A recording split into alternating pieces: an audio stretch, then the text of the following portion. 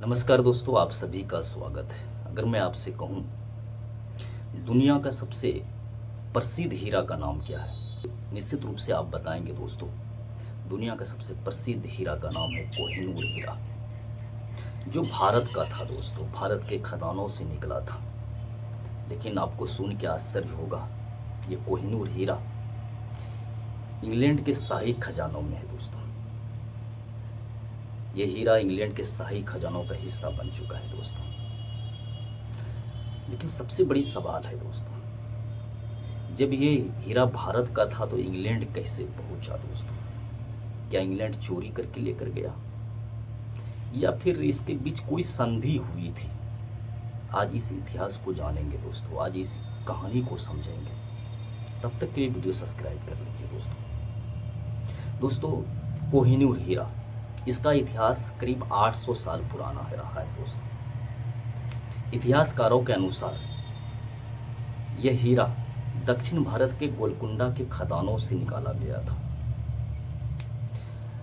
कहा जाता है दोस्तों, उस समय भारत हीरा उत्पादक राष्ट्रों में से एक राष्ट्र हुआ करता था। और फिर यह हीरा बहुत सारे राजाओं के पास गया, शासकों के पास गया, और होते हुए फिर मुगल शासक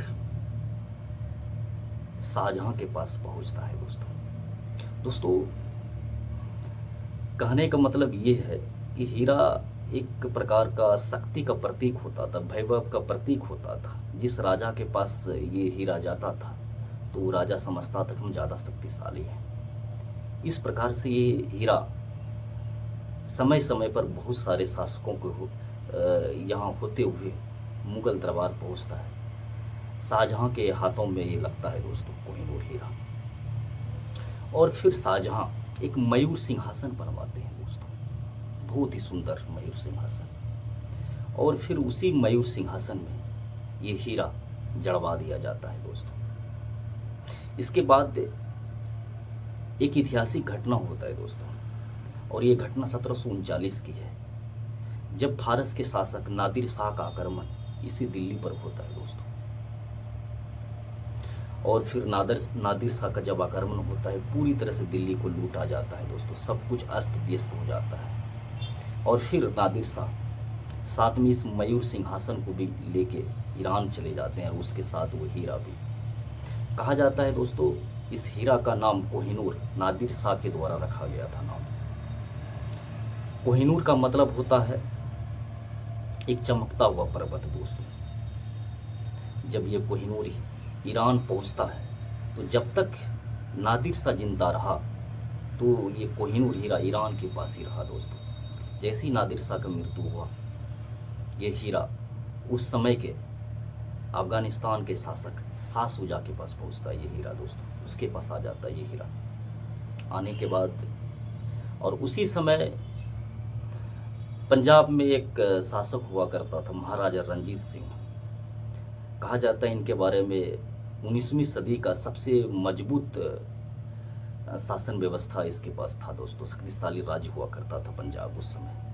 1801 में इन्होंने पंजाब सिख साम्राज्य का वहाँ पर स्थापना किया।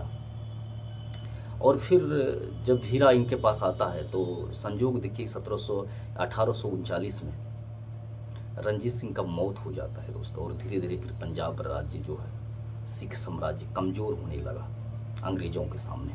क्योंकि उस समय का अगर दृश्य देखा जाए तो निश्चित रूप से कहा जा सकता है पूरे भारत के अधिकतर हिस्से पर ब्रिटिश ईस्ट इंडिया कंपनी का शासन हुआ करता था दोस्तों। जब पंजाब कमज़ोर हुआ, मृत्यु हुआ, पंजाब पूरी तरह से कमज़ोर हो गया दोस्तों।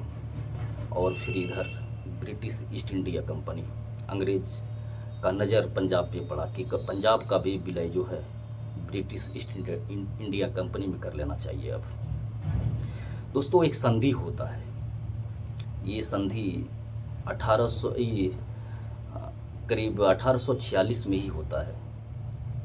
दिसंबर का मंथ था दोस्तों एक संधि के तहत। और उस समय जो रणजीत सिंह का उत्तराधिकारी था दिलीप सिंह, उसका उम्र करीब 10 से 11 वर्ष का होगा दोस्तों। कहा जाता है एक संधि हुआ जिसको हम लाहौर की संधि के नाम से जानते हैं। और इस संधि के तहत जितने भी कीमती वस्तु और कोहिनूर हीरा है उसे इंग्लैंड के शाही खजाना का हिस्सा बना दिया दोस्तों।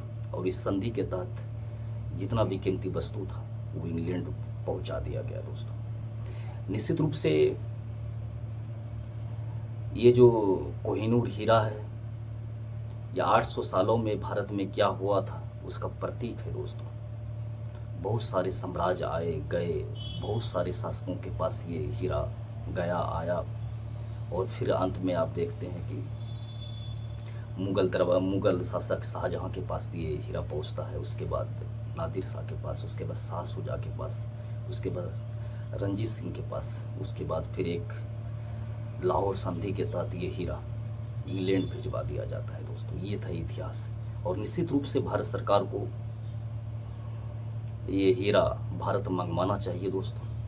आप लोग का क्या सोच है ज़रूर कमेंट करके बताएं दोस्तों। अगर ये ऐतिहासिक वीडियो आपको अच्छा लगा है तो मेरे वीडियो को लाइक करें, शेयर करें, सब्सक्राइब करें। धन्यवाद आप सभी का दोस्तों। नमस्कार।